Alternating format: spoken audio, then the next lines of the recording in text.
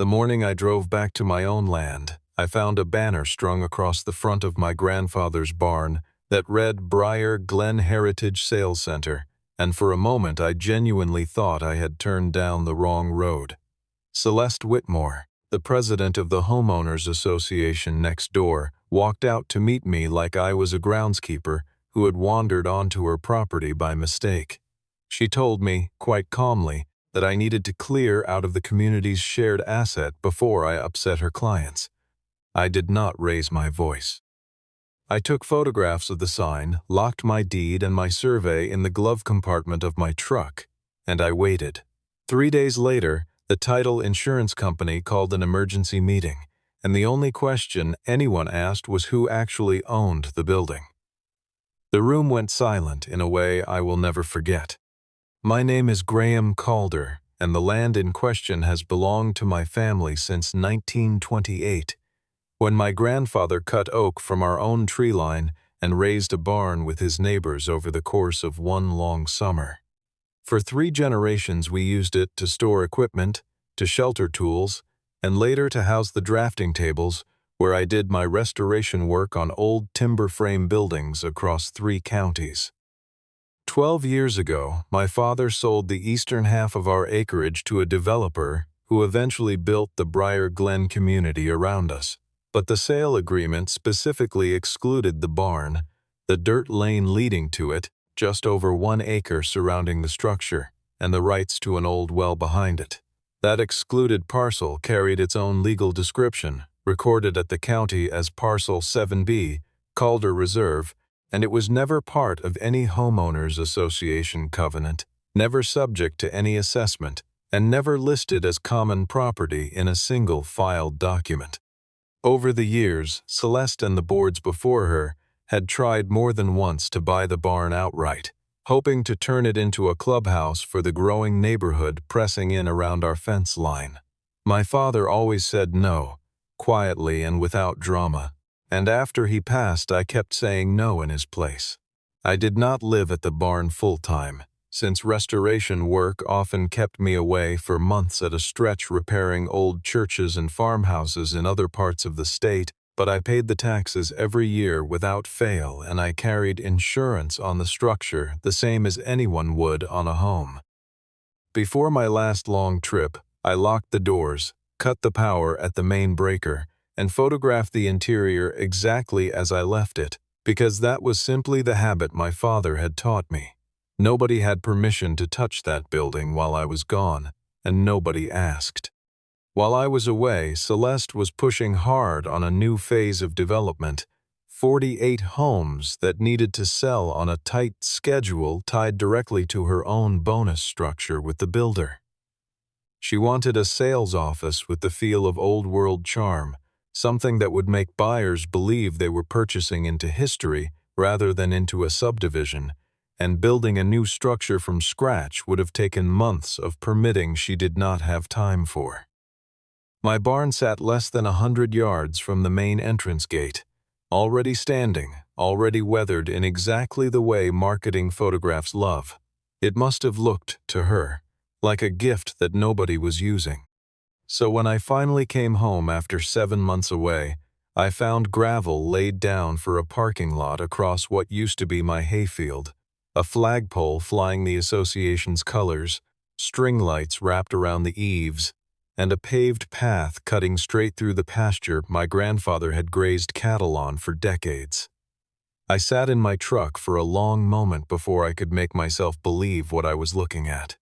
Inside, someone had installed glass partitions between the original hand-hewn posts, and the old tool room had been converted into a reception desk with a floor plan of all 48 homes pinned to the wall behind it. A young saleswoman asked if I had an appointment, and when I told her I was the owner of the building, she laughed a little and went to find Celeste, assuming I was joking or confused. Celeste came out with the practiced smile of someone who has given the same tour a dozen times that week, and it faded fast when she recognized me. She called me the caretaker, told me the association had rescued a neglected structure that was hurting the community's curb appeal, and produced a printed resolution from the board declaring the barn part of a shared amenity zone. I asked her who had authorized cutting my lock. She pointed instead to a colored map in her sales brochure, where the boundary of Calder Reserve had simply vanished and the barn was labeled Future Heritage Clubhouse in elegant script, as though a marketing designer's opinion carried the same weight as a recorded plat. When I told her the brochure was not a deed, she informed me I was making her clients uncomfortable and that security would be called if I continued disrupting her office. I realized then that she was not only using my building, she was actively promising future access to it as part of the sales pitch to every family walking through that door. The smell inside had changed too. The old scent of oiled leather and cut hay replaced by fresh paint and the faint chemical sting of new carpet glue. And somewhere under the new floor I could feel the give of the original wide plank boards that had held up wagons and tractors for nearly 100 years. A framed rendering of the future clubhouse hung where my father's calendar used to be tacked to the wall, showing a version of my barn with a stone patio and a fountain that had never existed anywhere except in someone's imagination. Buyers wandered through in pairs, admiring the exposed beams as though they were a feature the association had thoughtfully preserved rather than a structure they had simply taken without asking. And one couple actually complimented Celeste on how well the family had kept the old place up before donating it to the community. I did not correct them in that moment. I wanted to see how far the story had already spread before I decided how to answer it. Instead of arguing further, I started documenting everything I could see. I photographed the sign, the floor plan, buyers signing paperwork at a folding table, the new electrical panel someone had mounted straight into an original post, and the filing cabinet sitting in the exact spot where my father's tool chest used to stand.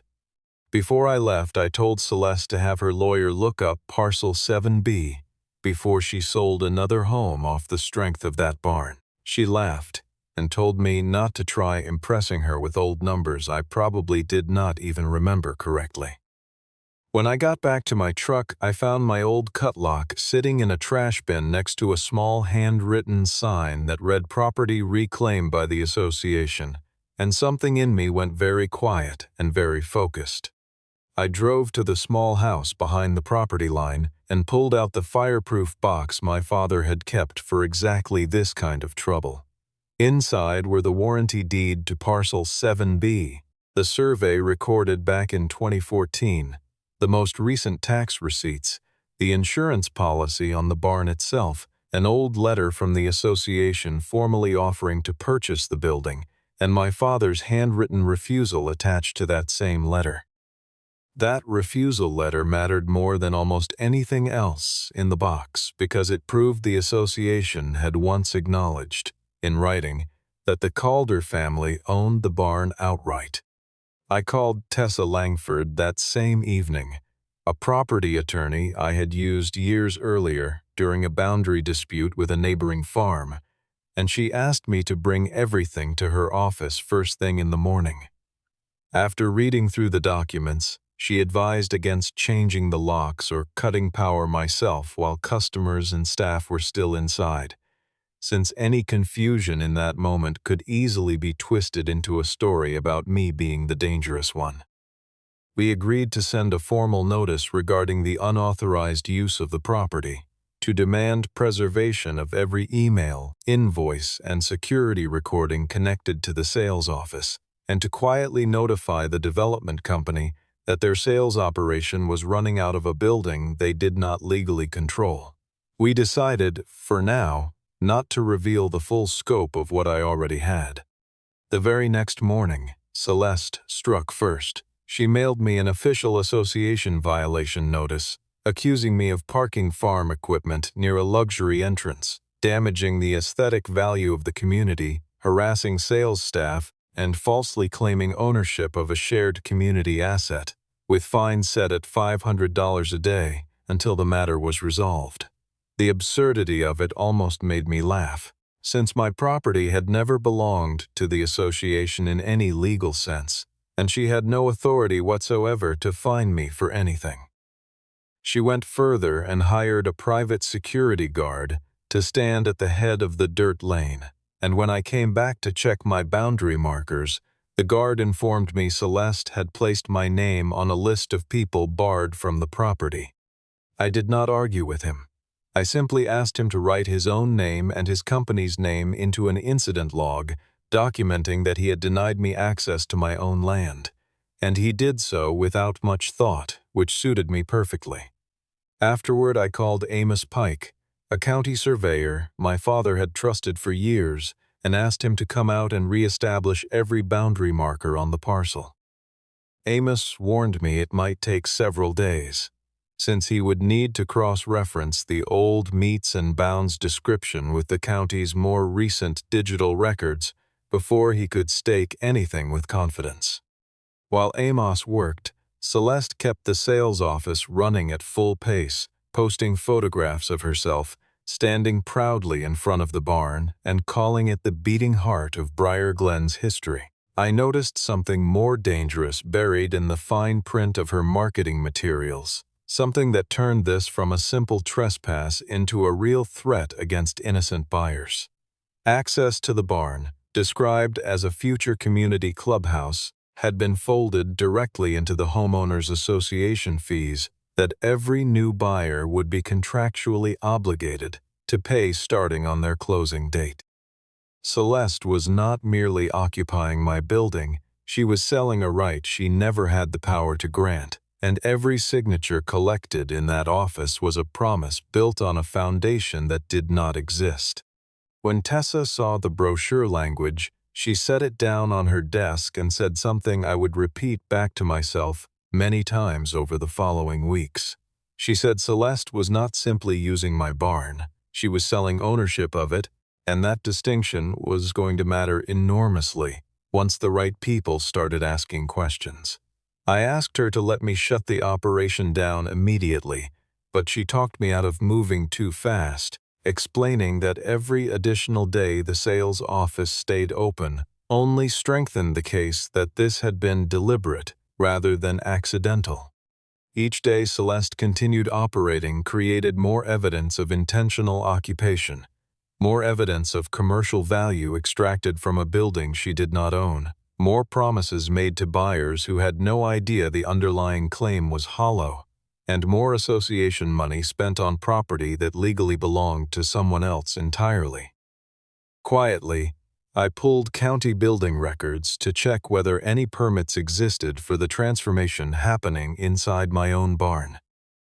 There were none for changing the structure's use from agricultural storage to commercial sales office, none for the new wiring, none for the parking area, none for a proper fire exit, none for the water hookup running to a portable restroom trailer, and none for the illuminated sign staked out near the road.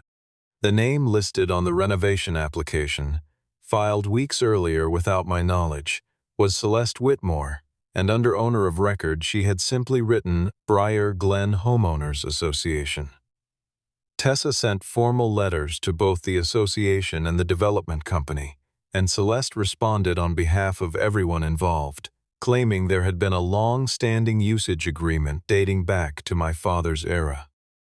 When Tessa requested a copy, what arrived was a document barely 2 pages long, unsigned by my father, uncertified by any notary, missing an accurate legal description of the parcel, and containing no recorded stamp from the county whatsoever. The file's own digital properties showed it had been created only days earlier, which Tessa noted without comment, simply asking Celeste whether an original signed version existed anywhere. Celeste claimed the original had been lost somewhere during an office relocation years ago, an explanation that convinced absolutely no one in that meeting. Around the same time, Dana Crowell, the association's treasurer, reached out to me privately, explaining that she had genuinely believed the barn belonged to the community because Celeste had said so repeatedly in closed board sessions. According to Dana, The board had approved spending more than $280,000 from the reserve fund to renovate a structure nobody had bothered to verify legal ownership of before a single dollar changed hands. Dana grew increasingly uneasy once she realized her own signature appeared on several of those payment authorizations. I never asked her to take my side outright, only to hold on to the original meeting minutes and invoices in case anyone tried to alter the record later. It was near the end of that same week that Maren Beckett from North Star Title called me directly, unable to share full transaction details due to confidentiality rules, but needing to confirm one basic fact before she could proceed. She asked whether I owned parcel 7B, and I told her yes, and then she asked whether the barn currently operating as a sales office sat on that same parcel. I looked out the window toward the association's brightly lit sign, glowing above what used to be my hayfield, and I told her it sat right in the middle of it. There was a pause on her end of the line, long enough that I wondered if the call had dropped. And then she said we would need an urgent meeting the following morning, because 38 pending home sales suddenly carried a title problem nobody had disclosed to any buyer. She added, almost as an afterthought, that in 12 years of underwriting rural transactions, she had never once seen a seller advertise access to a building that belonged to someone standing right next door the entire time, and she wanted to understand exactly how that had happened before her company put its name on another closing statement. I did not sleep much that night. I sat at my kitchen table with every document from my father's box spread out in front of me, arranging them in the order I thought would matter most to a room full of people who had never met my grandfather and had no reason to care about a barn built before any of them were born.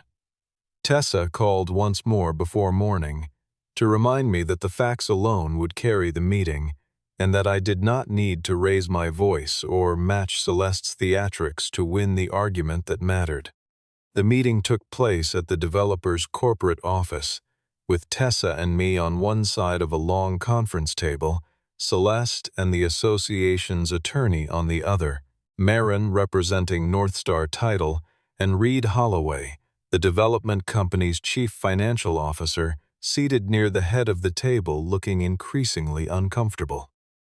Maren opened by explaining that in every purchase contract for the new phase, buyers had been promised access to a shared amenity called the Heritage Barn Welcome Center, with brochures explicitly stating it would convert into a permanent clubhouse once the sales period ended. When her team cross-referenced that promise against the actual recorded ownership documents, they found no deed transferring the barn to the association, no valid lease agreement of any kind, no easement granting access from the public road, no recorded right to run utility lines across parcel 7B, and no legal basis whatsoever for granting residents future use of the structure. Maren asked the question that eventually became the center of the entire dispute, asking plainly who actually owned the building.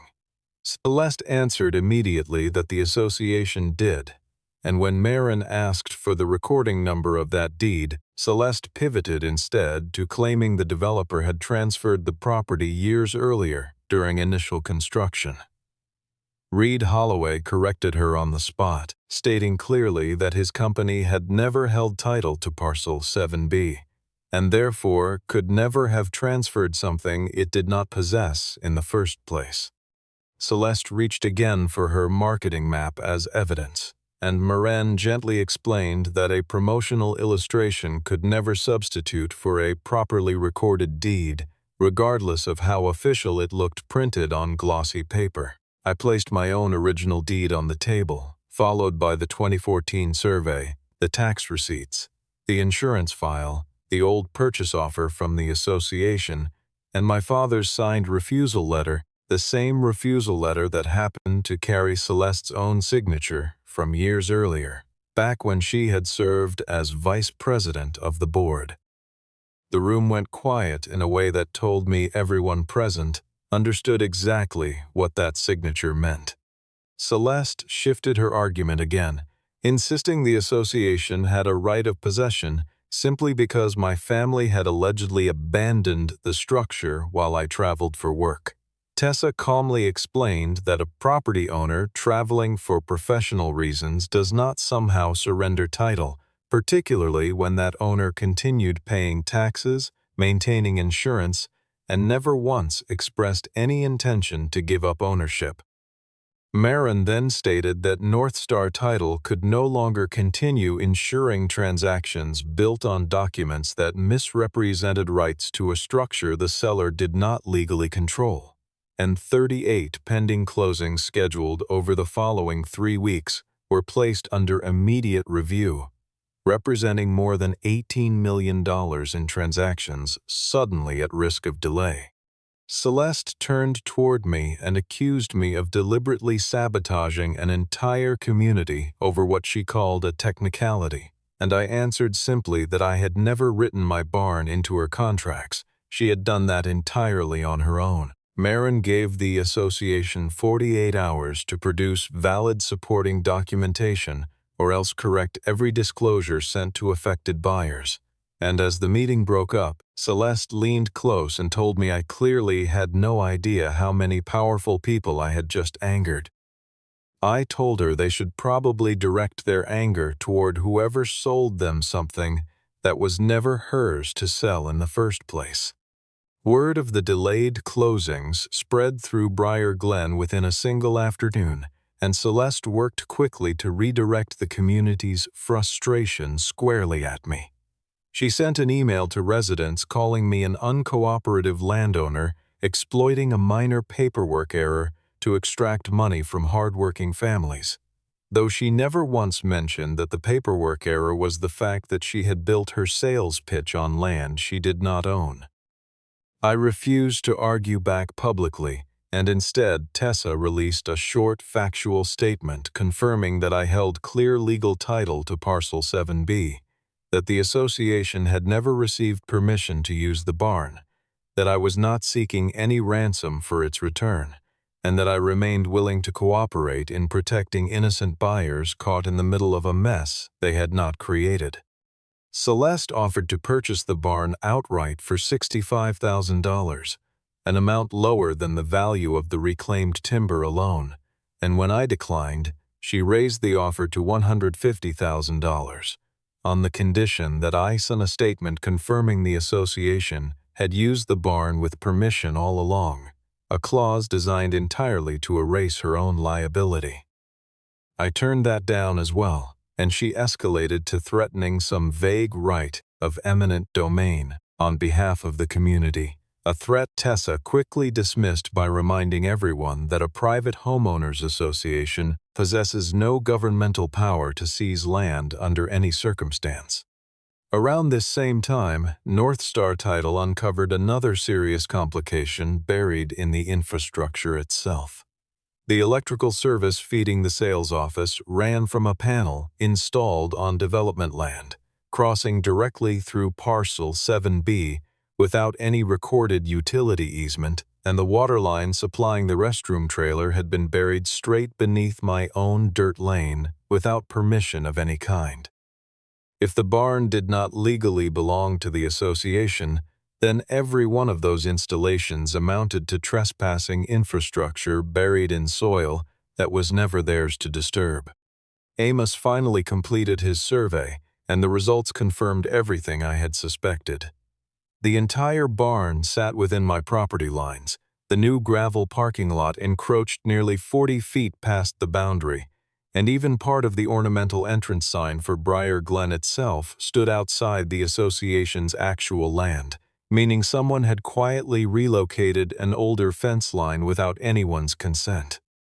I set fresh survey stakes along the corrected boundary but deliberately avoided putting up any fencing yet, mostly to avoid creating a hazard for visitors still walking through the sales office each day. Celeste instructed her staff to pull the stakes out of the ground almost immediately, an action captured cleanly on one of my trail cameras mounted in a nearby oak tree.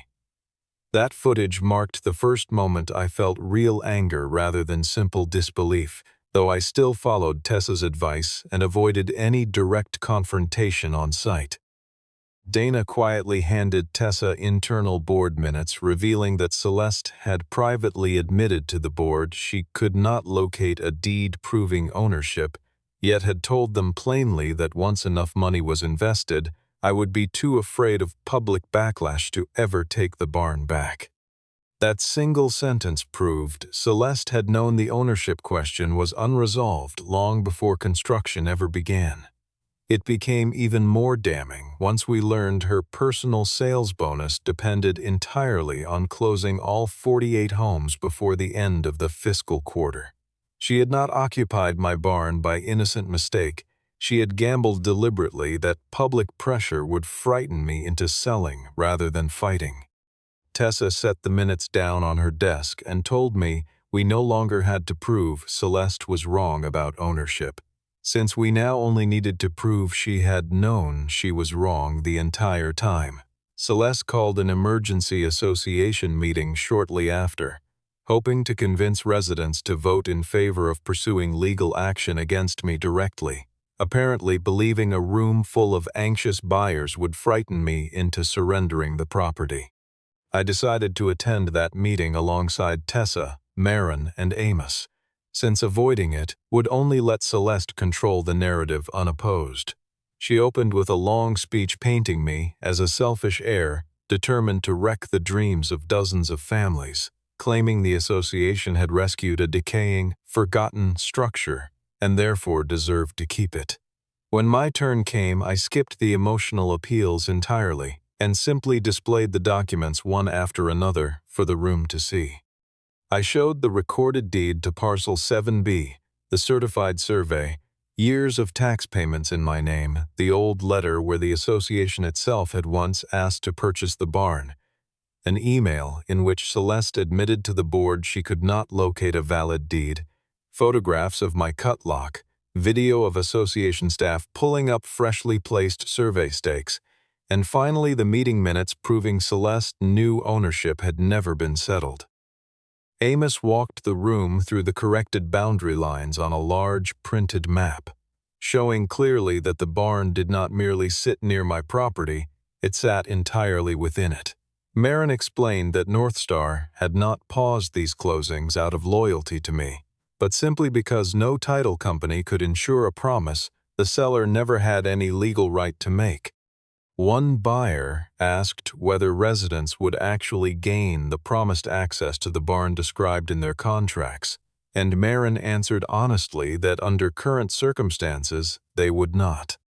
Another asked who had approved the brochure language in the first place, and Reed Holloway confirmed that Celeste herself had supplied the amenity map to the sales team and personally guaranteed every ownership question had already been resolved.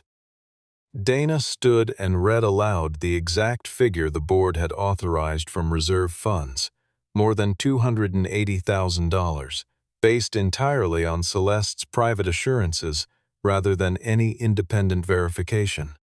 Celeste tried to shift blame toward Dana for co-signing those payments, but Dana calmly explained that Celeste had also concealed an earlier warning letter from the association's previous attorney, one that explicitly advised verifying ownership of Parcel 7B before spending a single dollar on renovations. That letter had arrived 6 months before I ever returned home, and Celeste had marked it simply as no action needed before continuing the project anyway. The association's own attorney requested a private recess to discuss strategy, and Celeste refused. Unwilling to appear weak in front of the residents she still hoped to control. Instead, she turned and offered me $300,000 right there in front of the entire room, clearly hoping public pressure would push me to accept on the spot. I told her plainly that the barn was not for sale. When she asked what amount would satisfy me, I answered that I only wanted the association to stop telling people my property belonged to them. Tessa then presented a practical path forward designed to protect the buyers caught in the middle of this dispute. Under her proposal, The association would correct every disclosure document sent to residents. Buyers would retain full freedom to continue or withdraw from their purchase. The barn would be permanently removed from any list of promised amenities. The association would establish a restoration fund to help repair the property, and I would grant a strictly temporary 30-day access permit for staff to remove their belongings, with no recognition of ownership rights implied whatsoever. That reasonable framework quickly dismantled Celeste's attempt to paint me as a greedy landowner, since residents could clearly see I was trying to help their closings move forward rather than punish anyone for her decisions. When the vote came, the motion to pursue legal action against me failed overwhelmingly, and residents instead demanded an independent audit of every decision Celeste had made regarding the barn. As the meeting ended, Marin received an urgent email and told the room the county had just completed its own review of building permits, meaning ownership was no longer the only serious problem on the table. County inspectors arrived early the following morning, and I made a point of not requesting the office be shut down myself, since that decision belonged entirely to the inspectors based on what they found. Their inspection revealed no permit for converting an agricultural structure into commercial use, unapproved electrical work throughout the building, no compliant commercial fire exit, an unapproved parking lot with no drainage review, an illegally placed sign on private land, inadequate accessibility for a public-facing sales office, and a water line installed without any legal right of use whatsoever. The county issued an immediate stop-use order, forcing the sales staff to relocate outside the barn entirely, while I supervised the process closely enough to ensure no personal documents belonging to buyers were accidentally left behind, though I made sure to keep nothing belonging to the association itself. Celeste attempted to claim I had somehow manipulated the inspectors into targeting her office, but records clearly showed it was the developer's own insurance claim that had triggered the county review in the first place. North Star Title agreed to resume the paused closings, only if the barn was removed from every advertised amenity. Buyers received corrected disclosure notices. The developer proved the homes had legal access independent of parcels 7B. The association formally acknowledged my ownership in writing, and any remaining dispute over the barn stayed permanently outside each buyer's individual title record. Celeste refused to sign that acknowledgement, since doing so meant publicly admitting she had been wrong from the very beginning. Reed warned her that if she continued refusing, the developer would hold the association solely responsible for every dollar lost to the delay. For the first time since this entire ordeal began, Celeste no longer controlled the room she was standing in. The internal audit uncovered something even worse, revealing she had used photographs of the barn in property valuation materials to justify raising expected prices across the new phase, since homes located near the so-called Heritage Center were marketed at a premium tied directly to promised future access. Several buyers demanded price reductions. Once the truth came out, 2 withdrew from their contracts entirely, and the rest agreed to proceed once they received accurate information about what they were actually purchasing.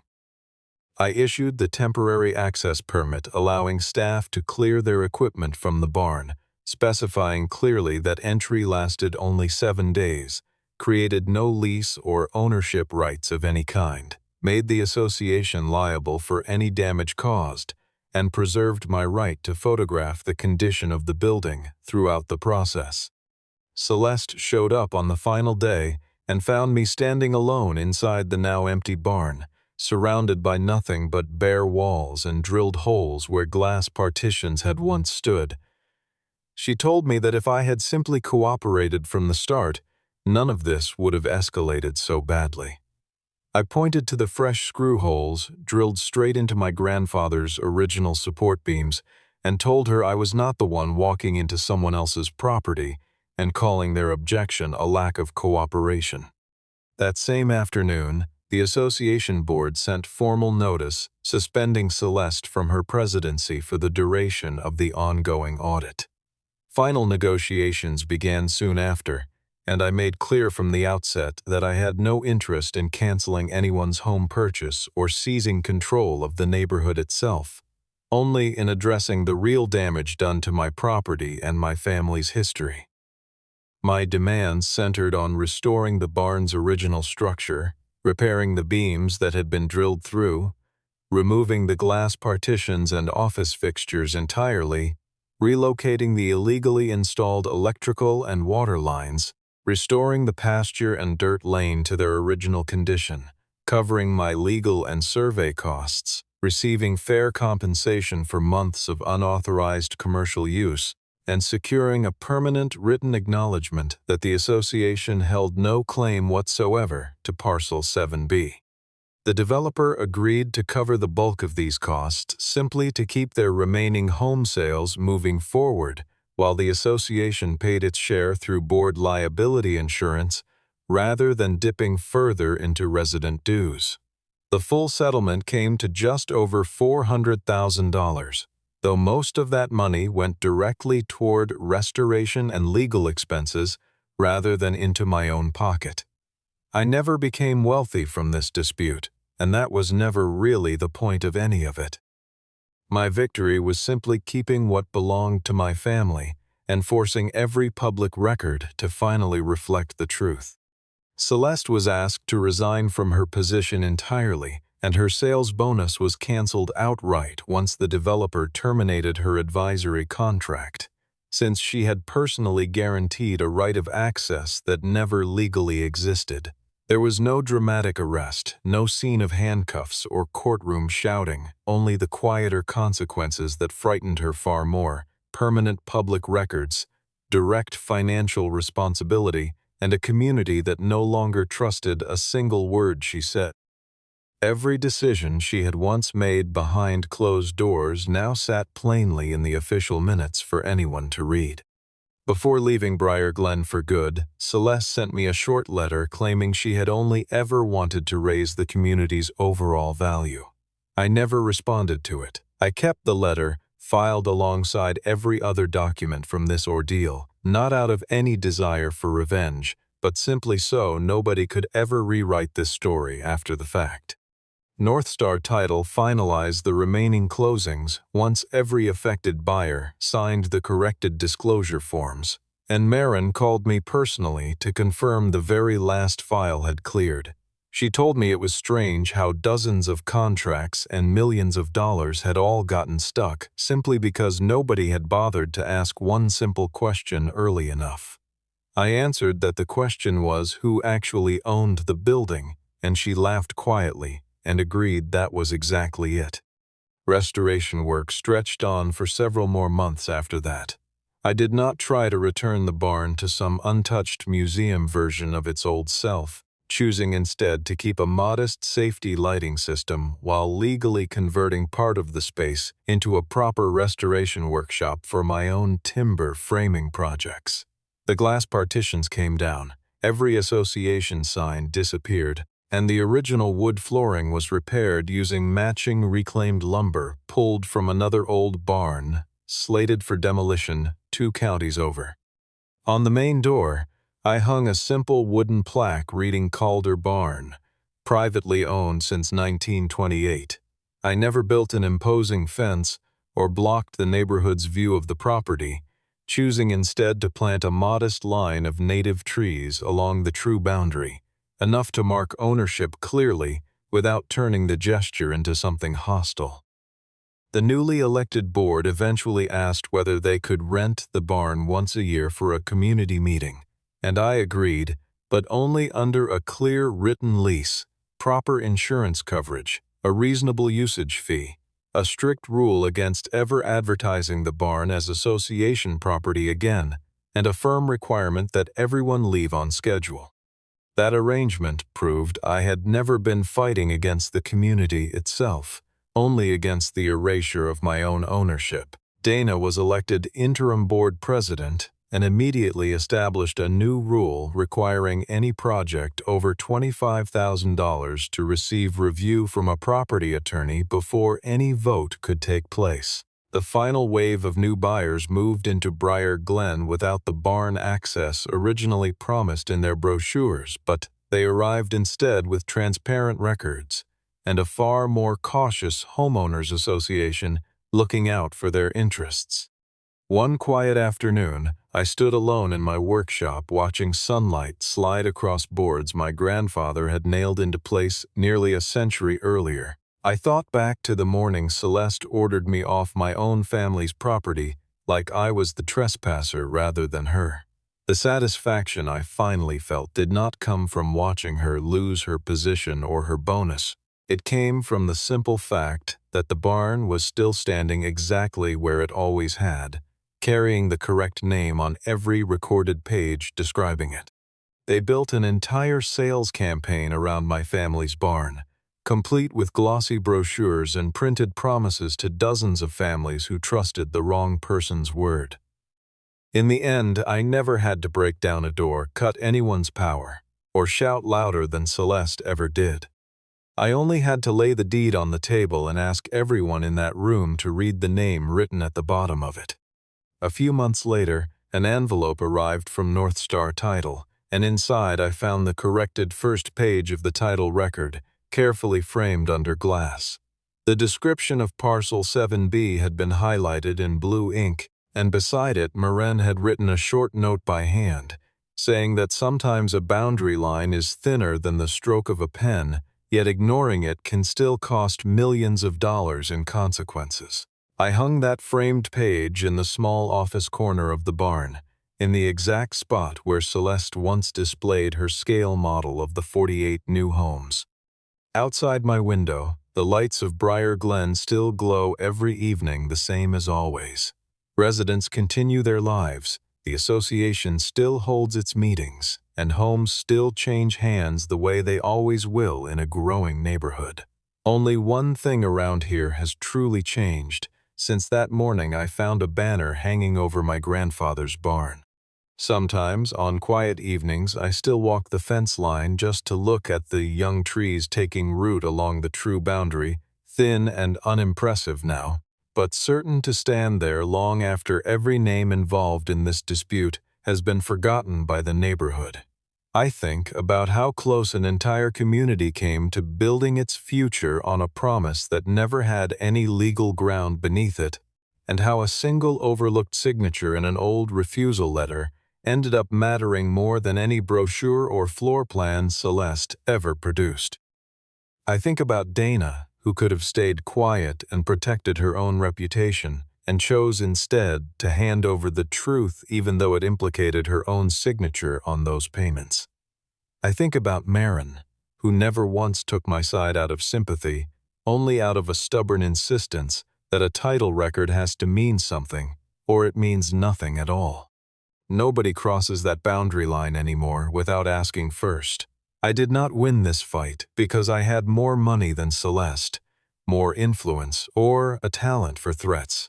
I won it because the truth had already been written down long before the Homeowners Association ever existed, sitting quietly in a courthouse file waiting for someone to finally read it. Every time I look at the plaque nailed beside my door, I remember the exact question that once silenced an entire crowded room. Who owns this building? This time, the answer is carved right into the wood beside the door for anyone passing through to see. Graham Calder.